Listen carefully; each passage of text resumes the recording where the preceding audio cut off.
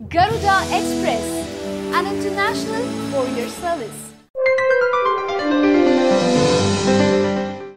Air India సిబ్బందిపై చేసుకుని రచ్చరచ్చ చేసిండు శివసేన ఎంపీ రవీంద్ర గైక్వాడ్.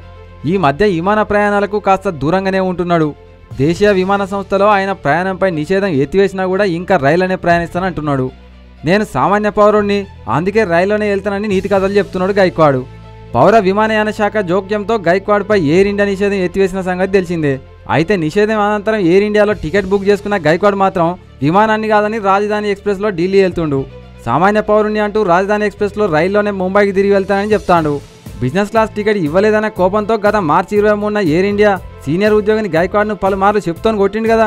ఈ ఘటన తీవ్రంగా ఖండించిన ఎయిర్లైన్ ఆయనపై నిషేధం విధించింది.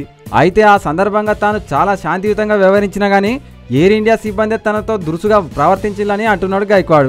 లోక్సభలో కూడా చెప్పుకున్నాడు. పార్లమెంట్ సభ్యుడు వీవీఐపై అన్న గౌరవం లేకుండా తనతో అమర్యాదగా మాట్లాడిందని, అందుకే కొట్టినని చెప్పిండు.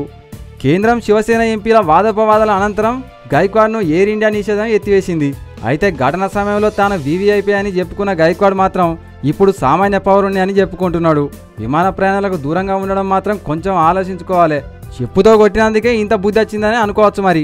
హాయ్ యోయో వ్యూవర్స్, సబ్స్క్రైబ్ చేసేటప్పుడు అక్కడ ఉండే గంట సింబల్ను ప్రెస్ చేయడం మర్చిపోవద్దు.